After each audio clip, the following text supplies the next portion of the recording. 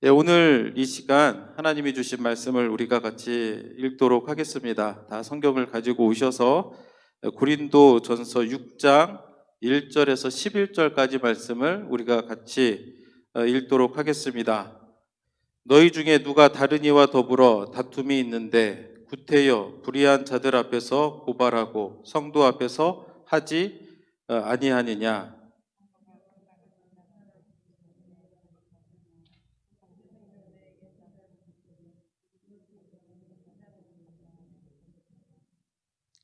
우리가 천사를 판단할 것을 너희가 알지 못하느냐. 그러하거든 하물며 세상 일이랴.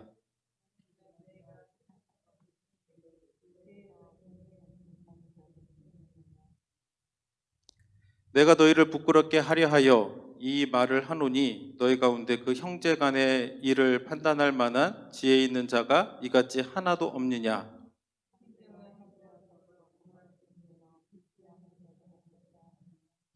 너희가 피차 고발함으로 너희 가운데 이미 뚜렷한 허물이 있나니 차라리 불의를 당하는 것이 낫지 아니하며 차라리 속는 것이 낫지 아니하냐.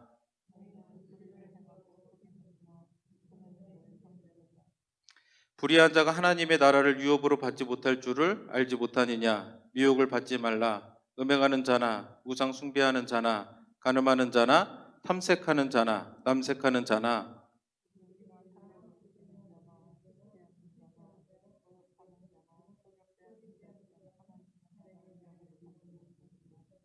함께 읽겠습니다. 너희 중에 이와 같은 자들이 있더니 주 예수 그리스도의 이름과 우리 하나님의 성령 안에서 씻음과 거룩함과 의롭다 하심을 받았느니라. 아멘. 지난 시간에는 저희가 고린도전서 5장의 말씀을 통해서 교회 안에 있던 음행의 문제를 이야기하면서 사도 바울이 이제 권면하는 것을 우리가 배웠습니다. 그래서 죄는 누룩과 같아서 빨리 퍼지고 번지고 하기 때문에 하나님께서는 그런 문제들에 대해서 교회가 마땅히 책임과 역할을 해야 되고 또 우리도 이렇게 하나님의 성전으로서 거룩함을 유지하기 위해서 애쓰고 노력해야 된다라는 것을 함께 나누었습니다. 어떻게 그 말씀 기억하며 사셨습니까? 항상 우리는 말씀을 들을 때에 기억을 해야 됩니다. 의지적으로, 의도적으로. 안 그러면 잊어버리고 그냥 또 늘 살던 대로 사는 경우가 많기 때문에 의도적으로 말씀을 기억해서 그 말씀 안에서 살기를 원합니다. 우리가 흔히들 많이 쓰는 말 중에 하나가 법대로 합시다 이런 얘기를 많이 합니다.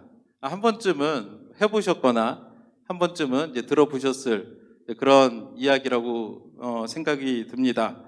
법대로 합시다. 말은 좋은 말인데 사실상 우리들의 삶 가운데서 사사건건 법대로 합시다라고 하면 사실 그 공동체는 그닥 이렇게 좋은 공동체인 것 같지는 않습니다.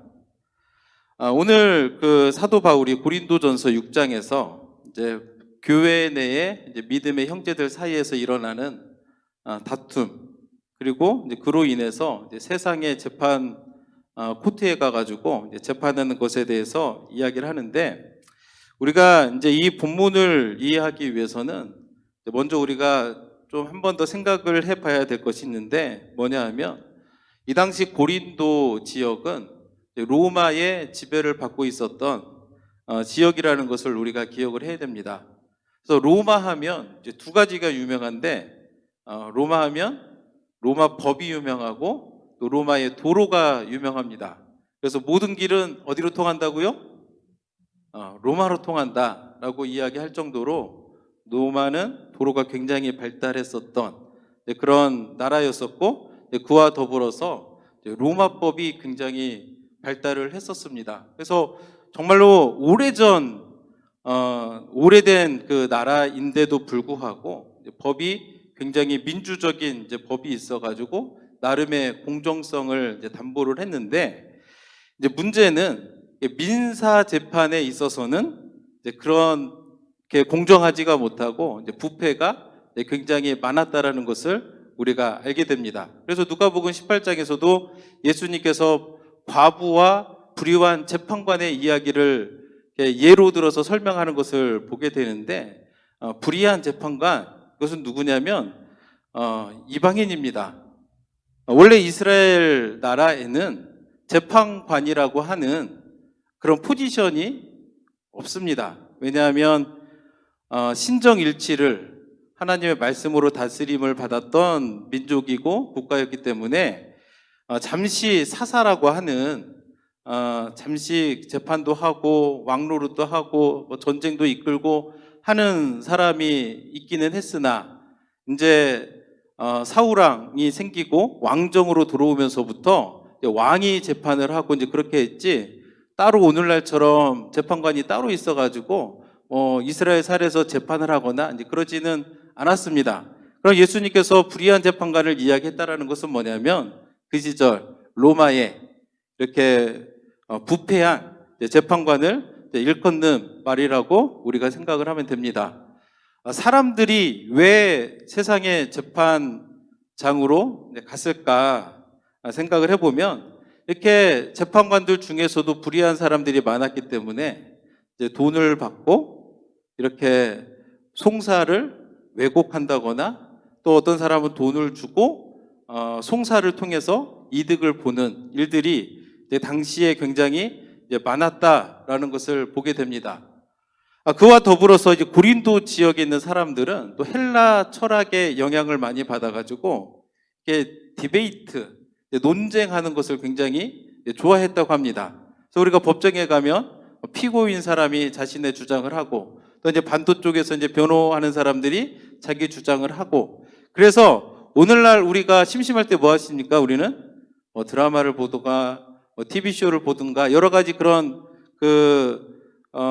유흥적인 일들을 이제 하는데, 이제 당시에는 이렇게 재판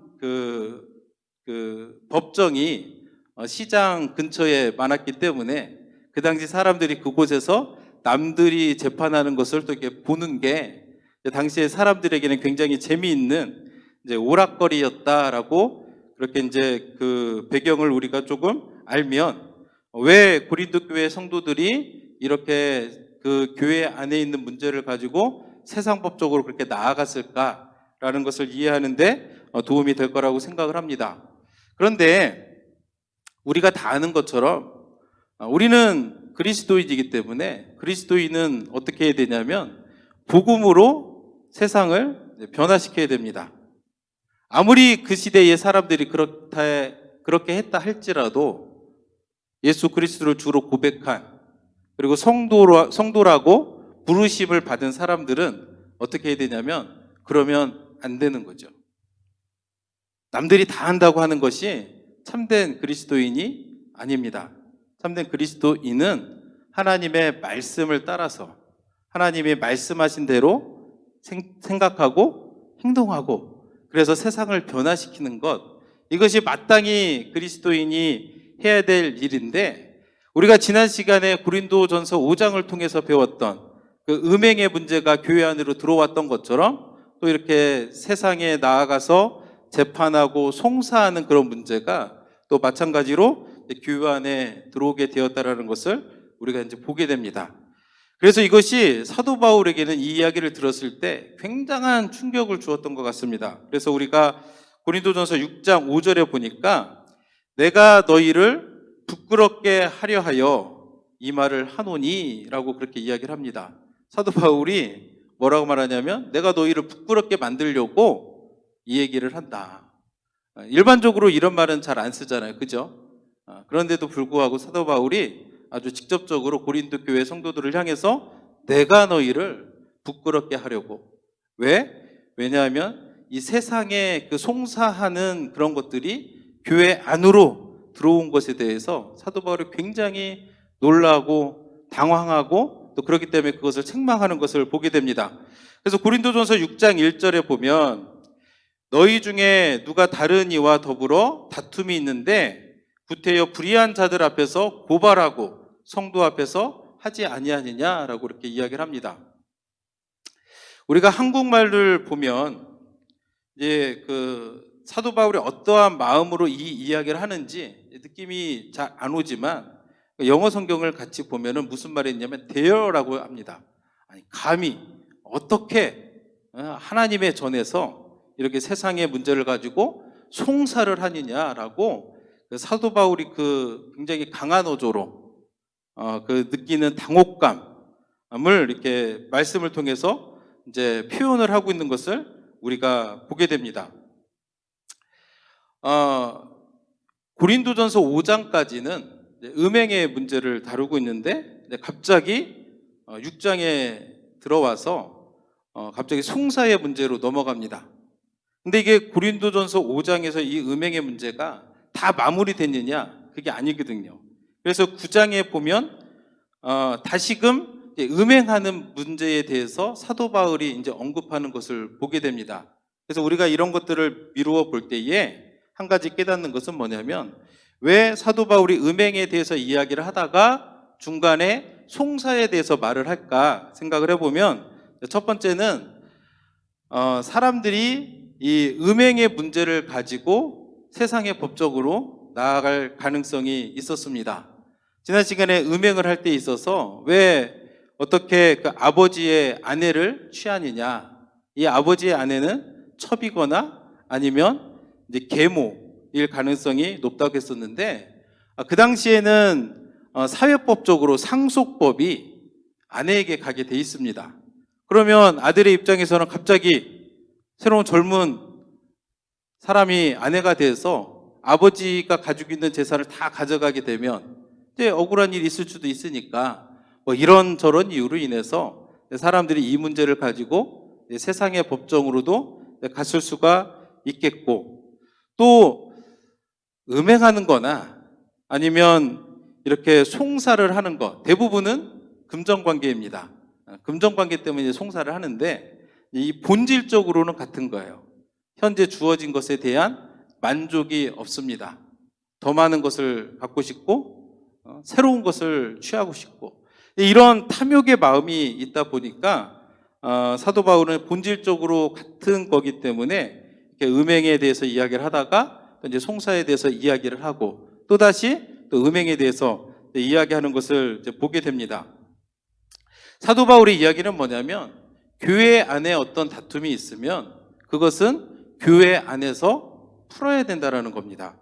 그래서 1절에 보니까 불의한 자들 이렇게 나와 있는데, 여기서 이제 불의한 자들은 누구를 의미하냐면 재판장을 이야기합니다. 재판장. 그래가지고 여기 있는 재판장들이 다 나쁜 사람들이라기보다는 하나님을 알지 못하는 사람들, 성도가 하나님의 자녀됨을 얻은 그 축복의 성도가 전혀 하나님을 알지 못하는 사람 앞에 가서 재판을 받고 판단을 받는 것이 과연 옳은 일이냐라고 사도 바울은 고린도 교회 성도들에게 이야기를 하는 겁니다. 그러니까 굉장히 고린도 교회 내에서도 이렇게 형제들 간에 믿음의 그 형제 자매들 안에서 서로 송사하는 일들이 굉장히 많았기 때문에 특별히 또 사도 바울이 이렇게 분량을 내어서 글을 썼다라고도 볼 수 있습니다. 그러면 사도 바울은 왜 우리가 그렇게 하면 안 되는가? 아니, 남들은 다 그렇게 하는데, 아니, 그럼 우리가 예수 믿는다는 그 이유 하나만으로 우리는 왜 하면 안 되냐? 거기에 대해서 6장 2절에 이렇게 이야기를 합니다. 성도가 세상을 판단할 것을 너희가 알지 못하느냐? 세상도 너희에게 판단을 받겠거든 지극히 작은 일 판단하기를 감당하지 못하겠느냐? 사도 바울의 이야기는 왜 우리가 남들은 다 그렇게 할지라도 우리 믿는 사람들은 그렇게 하면 안 되는가에 대해서 무슨 얘기를 하냐면, 우리는 세상을 판단할 사람들이다라고 그렇게 이야기를 합니다. 언뜻 보면은 이게 무슨 말인가? 나는 재판장도 아닌데 우리가 어떻게 이 세상을 판단하는가라고 이제 말하기가 쉬운데, 이것은 사도 바울이 이제 종말론적인 관점을 가지고 이야기를 하는 겁니다. 마태복음 19장에 보면 부자 젊은 관원이 예수님 앞에 나와서 묻습니다. 예수님, 선생님, 나는 율법에 기록된 모든 것을 지켰는데 내가 어떻게 하면 내가 의롭다 하김을 얻을 수가 있겠습니까? 라고 예수님께 묻습니다. 그랬더니 예수님이 뭐라고 하시냐면 내 재물을 모두 다 팔아가지고 사람들에게 나눠주라 했더니 이제 근심하며 돌아갔다라고 이제 나와 있는데 그 이야기를 듣고 베드로가 묻습니다. 하나님, 예수님, 내 모든 것을 다 포기하고 주님을 따랐는데 그럼 우리는 어떻게 됩니까?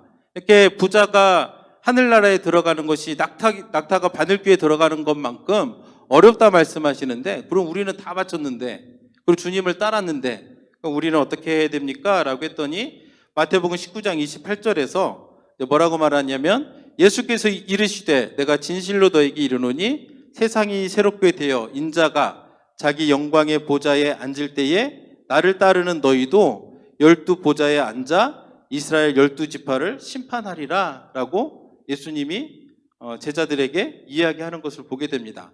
그러니까 궁극적으로 예수님께서 다시 오시게 되면 우리는 어떻게 되느냐? 우리 주님 곁에서 보좌에 앉아서 이 세상을 심판하는 그 일을 우리가 하게 될 거라는 것을 이야기를 하게 됩니다. 그러니까 사도 바울은 너희가 그렇게 존귀한 사람들인데 너희가 나중에 이 세상을 심지어 천사까지도 판단할 그런 존귀한 자들인데 어떻게 이렇게 불의한 자들, 하나님을 알지 못하는 자들 앞에 가서 판단을 받으려고 하느냐라고 그렇게 이야기를 합니다. 일반적으로 우리가 종말 하면은 아주 그냥 뻔 훗날을 생각을 합니다. 마치 나와는 상관이 없는 일인 것처럼 아니면 내가 뭐 죽으면 일어나는 일처럼 생각을 하는데 언제부터 종말이 시작됐는가 하면 예수님께서 하늘로 올라가시고 나서부터 종말이 시작이 된 겁니다. 예수님께서 하늘로 올라가시면서 뭐라고 하셨죠? 다시 오실 것이다. 그리고 심판할 것이다. 이 말씀을 하셨는데 언제 오신다는 말씀을 안 하신 거예요. 그러니까 당장 내일 올 수도 있고 내일 모레 올 수도 있고 그러다 보니까 우리가 예수님을 믿은 우리들은 지금 이 순간순간이 종말인 거예요. 종말. 그렇기 때문에 우리가 늘 매사에 말씀에 순종해야 되고 정말 우리가 하늘나라에 대한 천국에 대한 소망을 가지고 우리가 살아가야 되고 이제 그런 맥락에서 볼 때 우리가 정말 하나님의 예수님 옆에서 그 보좌에 앉아서 이 세상을 판단할 심판할 사람들인데 어떻게 너희가 이 불의한 자들 앞에 가서 그렇게 재판을 받으려고 하느냐라고 사도 바울이 고린도 교회 성도들에게 이야기를 합니다. 그러면 우리가 어떻게 해야 될까요? 다툼이 있습니다. 다툼이 사람이 사는 곳이다 보니까 다툼이 있을 수 있죠. 그러면 우리가 어떻게 해야 되는가? 5절에 보니까 내가 너희를 부끄럽게 하려 하여 이 말을 하노니 너희 가운데 그 형제의 일을 판단할 만한 지혜 있는 자가 이같이 하나도 없느냐? 그러니까 우리에게 필요한 것은 뭐냐면 지혜가 필요합니다. 지혜. 이런 다툼이 있을 때 우리가 이것을 원만하게 해결할 수 있는 참된 지혜가 필요한 거예요. 아이러니컬하게도 고린도 교회 사람들은 굉장히 지혜와 지식과 세상의 철학을 굉장히 중요하게 여기고 그것을 따랐던 사람들입니다. 근데 그 안에는 이런 문제를 해결할 지혜가 없는 거예요. 그래서 사도 바울이 알려주는 그 지혜는 뭐냐? 고린도전서 6장 7절의 말씀을 보면 너희가 피차 고발함으로 너희 가운데 이미 뚜렷한 허물이 있나니 차라리 불의를 당하는 것이 낫지 아니하며 차라리 속는 것이 낫지 아니하냐라고 이렇게 사도 바울은 고린도 교회 성도들에게 이야기를 해주고 있습니다. 무슨 말이냐면 너희들이 조금 손해를 보라는 겁니다. 왜 이 사람들이 세상에 법정으로 나아가는가? 왜 이 사람들이 다툼이 생겼을 때에 정말 이 세상을 심판할 성도로 부름을 받았음에도 불구하고 왜 밖으로 나아가는가? 그 이유는 손해를 안 보려고 그런 거예요. 손해를. 거기에 대해서 사도 바울이 하는 얘기는 뭐냐면 차라리 조금 손해를 안 보려고 세상으로 나아가서 다투고 재판하기보다는 어차피 너희들도 고발을 받았으면 뭔가 허물이 있을 텐데, 그런 맥락에서 보자면 차라리 세상에 나가기보다는 손해를 좀 당하는 것이, 차라리 불의를 좀 당하고 차라리 조금 속아주고 그런 것이 더 낫지 않냐라고 고린도 교회 성도들에게 이야기를 해주고 있는 겁니다. 그래서 우리들의 그 삶 속에서도 생각을 해보면 언제 우리가 다툽니까? 손해를 안 보려고 할 때 막 다툼이 되는 거예요. 사람들과의 관계에서도 내가 조금 양보해주고 내가 좀 참아주고 하면은 어지간하면 다툼이 일어나지를 않습니다. 근데 왜 자꾸 다툼이 일어나는가? 그 조금을 못 참아주는 거예요. 그런데 사도 바울이 하는 얘기는 뭐냐면 좀 참아주라는 겁니다. 참아주면 속상하죠. 사람이다 보니까 맨날 양보하고 맨날 참아주고 맨날 속아주고 그게 좋은 사람이 어디에 있겠습니까? 그런데 사도 바울은 그렇게 하라는 거예요. 왜냐? 그게 다투고 세상에 나가서 이렇게 송사를 하고 재판을 하는 것보다 훨씬 더 낫다라고 그렇게 이야기를 합니다. 그래서 우리가 이렇게 생각을 해보면 진짜 억울한 것을 참아낸 분이 있습니다. 누구냐? 예수님입니다. 예수님은 성경에 기록되기를 죄가 없으신 분입니다. 심지어 죄를 알지도 못하시는 이라고 성경은 기록하고 있는데, 그분이 이 땅에 오셔가지고 모든 조롱을 참으시고 고통을 감내하시고 그 결과로 우리가 죄에서 벗어나 하나님의 자녀가 되었음을 생각을 한다면 우리도 마땅히 이 그리스도의 영광을 나타내기 위해서 조금 참아내는 것이 낫지 아니한가라고 오늘 말씀이 우리에게 알려주고 있는 것입니다. 그래서 베드로전서 2장 19절에서 20절에 어떻게 기록이 되어 있냐면, 부당하게 고난을 받아도 하나님을 생각함으로 슬픔은 참으면 이는 아름다우나 죄가 있어 매를 맞고 참으면 무슨 칭찬이 있으리요. 그러나 선을 행함으로 고난을 받고 참으면 이는 하나님 앞에 아름다우니라 라고 성경 우리에게 알려주고 있는 겁니다. 누가 이렇게 사셨느냐? 바로 예수 그리스도가 이렇게 사신 거예요. 죄가 없으신 분인데 우리를 위해서 참아내고 억울한 일을 당해내고, 그러나 선을 행함으로 고난을 받고 참았더니 하나님께서 그걸 기쁘게 여기셨고, 그리고 부활하셔서 또 사망 권세를 이기고 또 우리들에게 영원한 생명을 주셨음을 우리가 기억을 한다면 우리도 마땅히 하나님 앞에서 이렇게 선을 행함으로 고난을 참아내는 그런 사람을 또 하나님께서 아름답게 보신다는 것을 우리가 기억해야 될 줄로 믿습니다.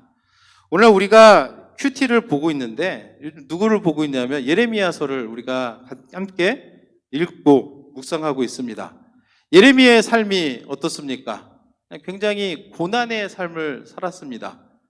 잘못한 것도 없어요. 항상 하나님 앞에서 의롭게 하나님의 말씀하신 대로 사역을 했는데 늘 그가 당하는 것은 백성들의 조롱, 핍박, 억압, 갇히고 구덩이에 박히고 막 그렇게 굉장히 그 고난을 받았지만, 오늘 우리가 생명의 삶 아침에 함께 나눌 때 봤더니 정말 예루살렘이 함락되는 그 순간에 하나님께서 예레미야를 향해서 그 보호하시는 손길을 펴시는 것을 우리가 본다면 정말로 우리가 잠시 당하는 것은 잠깐입니다. 그러나 내가 이렇게 선을 행함으로 고난을 찾으면 내가 하나님 앞에서 인정받는 것은 길다라는 거예요. 하나님은 그런 사람들을 절대로 외면하지 않습니다. 내가 잠깐 억울한 일을 당해서 참아내는 거 힘들지만 그거는 잠깐이라는 거예요. 하나님이 그런 모든 것들을 다 보고 계신다는 거예요. 그래서 진짜 환난의 날이 다가오면 하나님께서 그때 그 도우시는 손길을 펴서 그런 우리를 하나님께서 지켜주시고 하나님께서 붙들어 주신다는 그 믿음을 우리가 가져야 될 줄로 믿습니다. 그래서 오늘 말씀을 우리가 정리를 하자면 몇 가지 교훈을 이제 나누고 이제 말씀을 정리하기를 원하는데, 첫 번째 우리가 해야 될 것은 뭐냐면 가능하면 교회 내에서 금전 관계는 안 하는 게 좋다라는 것을 말씀을 드립니다. 이때의 대부분의 다툼과 송사는 금전적인 문제로 발생을 했습니다. 그래서 가능하면 교회 내에서 그런 것들은 안 하는 게 좋아요. 실제로 어떤 교회 이야기를 들어보면 그 안에서 또 금전 관계가 이렇게 문제가 돼가지고 서로 사람들 간에 좀 다툼이 생기고 상처를 주고받는 일들을 우리가 심심치 않게 경험하게 됩니다. 그래서 가능하면 안 하는 게 좋은 거예요. 행여라도 내가 이렇게 돈을 이렇게 주거나 빌려줄 일이 있으면 내가 꼭 다시 내가 받아야 되겠다. 그런 마음을 또 안 갖는 게 좋은 겁니다. 제가 2002년도에 MDB 과정에 들어갔는데 그때 만났던 어떤 전도사님이 이런 얘기를 해요. 본인은 돈을 이렇게 빌려주면 받을 생각을 안 한다는 거예요. 그래서 내가 그 얘기를 듣고 나 좀 돈 좀 빌려달라고 막 그랬더니 안 빌려준다라는 거예요. 그러니까 아예 안 빌려주거나 한번 빌려주면 그지 뭐 안 받아도 좋다 그런 마음 아니면 그렇게 하지 말라는 거죠. 당장 그것을 하면 뭐 서운할 수도 있는데 그거는 잠깐인 거예요. 진짜 문제가 생기면 그 문제가 크고 길게 가기 때문에 가능하면 그런 문제는 안 만드는 게 좋다. 두 번째 우리가 적용할 점은 뭐냐면 참아야 됩니다. 대부분은 조금만 더 참으면 되는데 우리 이런 말 하잖아요. 내가 참을 만큼 참았다. 그런 순간이 마음이 들 때 조금 더 참으셔야 되는 거예요. 조금 더 참아야 돼요. 왜냐? 하나님의 나라를 우리가 유업으로 받기 위해서 우리가 참아내야 됩니다. 우리 다시 한번 고린도전서 6장 9절 말씀에 보면 불의한 자가 하나님의 나라를 유업으로 받지 못할 줄을 알지 못하느냐라고 그렇게 이야기를 합니다. 그러니까 사도 바울의 그 생각은 뭐냐면 형제들 사이에서 믿음의 형제들 사이에서 송사를 하는 것은 불의한 것으로 생각을 하는 겁니다. 그러면 불의한 자는 어떻게 되느냐? 하나님의 나라를 유업으로 받지 못한다. 그렇기 때문에 우리가 조금 더 참아내야 됩니다. 조금 더 참으면 넘어갈 수 있거든요. 내가 조금 손해보고 내가 좀 속아주고 내가 조금만 그렇게 불의를 당하면 참을 수 있기 때문에 그러면 대신 오는 게 뭐예요? 당장은 조그만 손해를 받지만 내가 그렇게 함으로써 나에게 오는 것은 뭐냐면 하나님의 나라를 유업으로 받는다라는 거예요. 여러분들은 금전적인 작은 이득이 더 중요합니까? 아니면 하나님의 나라를 유업으로 받는 게 더 중요합니까? 당연히 하나님의 나라를 유업으로 받는 게 훨씬 더 중요한 일이라고 생각을 합니다. 그렇다면 어떻게 돼 있냐? 좀 더 참아내야 되는 거예요. 근데 참을 때 되게 힘들고 어렵죠. 그래가지고 세 번째는 뭐냐? 우리에게 지혜가 필요한데 그 지혜는 뭐냐? 십자가의 그 지혜를 우리가 묵상하고 묵상하라는 말씀을 드립니다. 그래도 고린도전서 1장 18절에 보면 십자가의 도가 멸망하는 자들에게는 미련한 것이요 구원을 받는 우리에게는 하나님의 능력이라. 고린도 교회 사람들은 십자가의 도를 미련한 것으로 생각했기 때문에 그 지혜를 가지려고 안 했습니다. 세상의 지혜를 쫓았습니다. 그랬더니 이 교회에 이렇게 많은 문제가 생기는 겁니다.